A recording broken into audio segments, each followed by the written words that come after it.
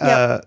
We're just having a leisurely morning by the tree here. This is how we usually sit. This is how we usually sit.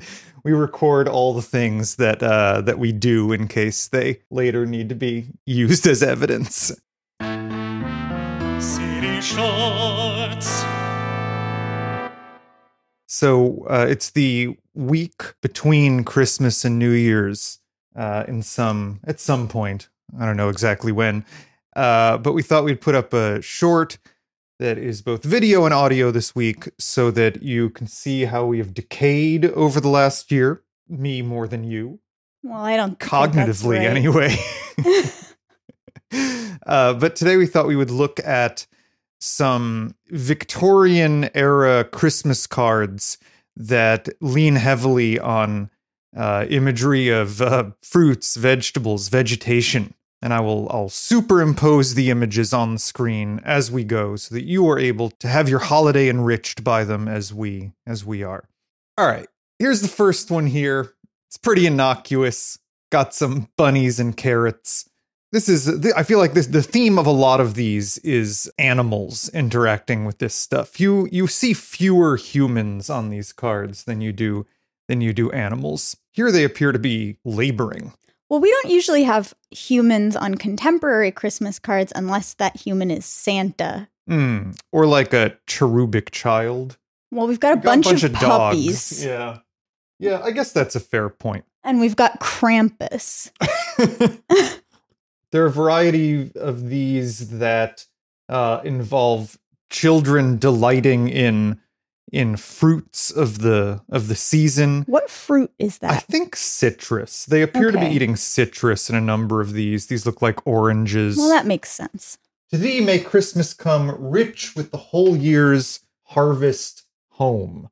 I can't read it unless I'm really up close. As I've mentioned, the decay. Yeah, that's what it says. Okay. Here's another one with kid eating what appears to be some apples. Maybe oranges again. They may be oranges. Wow, there's nothing we can do when we usually... There's no way to edit that out. There's no way to edit out the sound of motorcycles careening up and down our street, which happens all the time when we record. But I guess with video, there's no way to edit it out. What do you think about that goat leering in the background? Well, the goat definitely wants... Well, the goat is saying, I have come to greet you. Uh-huh. It's not Krampus. It's not Krampus. It's a kindly goat. Well, it's got ulterior motives, I think. It has designs on that fruit, for sure. I don't see why it would want the fruit unless it has mistaken the fruit for a tin can. Wow. I'll die on that hill. Wow, it's pretty warm now. I'm wearing this. Yeah, you're engaged in deception. You're wearing a sweater and drinking a coffee, but it's in fact very warm here. I'm wearing this heavy woolen sweater as an visual indicator of the coziness of the season. I'm wearing a tank top. Yeah, when in fact, that's appropriate. I believe the outside temperature today is approximately 80 degrees Fahrenheit. All right, here's some imagery of children making out. So maybe this will get taken off the internet for obscenity. One child is mistletoe and the other is holly. Mm-hmm. Yeah, we should do a full holiday mistletoe episode at some point because it is one of the parasitic ones, right? Yeah, as we talked about in a recent episode. But yeah, they're getting it on. All right, now we're entering... the reason we decided to do this in the first place is because of this next Christmas card. Well, that's great. Yeah. We should have those printed up for next year, frankly. So, a foppish man as a turnip. Is it a turnip or a beet? I mean, it's red. Oh, yeah, I guess maybe it's a beet. Or, almost black. It's hard to say unless you were to munch into him. It reminds me of... What is the Looney Tunes character that's a big red monster? The Tasmanian Devil? Absolutely not. That was the main one on t-shirts in our childhood. No, this is a large heart-shaped monster. Oh, yeah. I don't know who that is. Do you want to Google it? Yeah, I think I'd better. All right. I'll remark as you're doing Googling on the like very detailed root system they gave this fine gentleman. His little footsies are the ends of the root systems. It's pretty gross, I think we can all agree. And I don't know why he needs to walk with. Is it a fashion cane or is it a necessary cane due to being a root vegetable? No, I think it's just a A foppish. foppish cane. Okay. Okay, so its name is Gossamer or Rudolph. Oh, okay. Well, that's could be, I guess, seasonal. So this sort of unearthed a whole series of these for us. So we've got Whoa, this onion lady. that's great. It is great. Got that big fat ass that's in fashion. Although you have recently told me that the rumors are that Kim Kardashian has removed her butt implants. That's what I heard.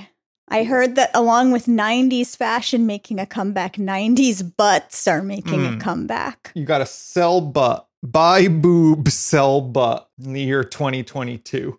That's our investment advice. Our investment strategy. And game stonk. Also that. All right. Next up, we got this truly grotesque potato wishing us a Merry Christmas. This is like, it's not like a good looking potato. It's a really gnarly potato. Yeah. A going bad potato. Yeah. I mean, it's growing lots of roots. It's misshapen in various ways. In various ways. They all have, not the first one, actually. The beat guy didn't have, feet or shoes. He was walking on roots. Yeah. But the last two have had fancy footwear. Fine leather boots. But like behatted and carrying a staff of some sort seems to be fairly routine. Also, we've got this cabbage lady. Wow. Things that are like bulbous. Like this looks like just the bell of a dress. Like it makes sense to me more than a full cabbage man or a full cabbage man would. Or is her hair roots? I think so. I think so. All right. Let's see. I also threw this carrot guy wow, on that here. Carrot guy is, I mean, very similar to the beat guy. Yeah, for sure. Same design. But I like it. All right. You're probably not prepared for this next one, but here we go. What the Compliments fuck? of the season. And it's a chef whose head is a pear and he's sharpening his knife. And then there's a fish floating in the air nearby that I assume he's about to clean. Yeah. I mean, there are a bunch of choices design-wise made on this that are unnecessary. One being the blood on his apron probably did not have to be there. Compliments of the season. Compliments of the season. More than anything else, a mustache. I don't know why you want to give that pear a mustache. It's interesting because, if it had hair, it would just look like a particular kind of human. Right, yeah. The pear shape is human. Yeah, the pear shape is obtained just through erasing portions of the head and all of the hair, including a stem. Yeah, but it's unmistakably a pear now. I think we can all agree. Yeah, I think we all agree on that. All right, I found this to be unsettling. Yeah. I don't know what flower varieties these are supposed to be, but they are blooming angelic heads of little girls. Yeah, I'm not sure what plant that is meant to be either. I mean, the flowers are sort of sweet pea-like, but the leaves don't really seem that way, and it wouldn't be seasonal at all. Yeah. But it looks like heads of porcelain dolls have been glued onto flowers. Yeah, this seems like something a serial killer might do. And I feel like it really gets into body horror more than the previous ones did. Yeah. All right, we're now going to get into a series.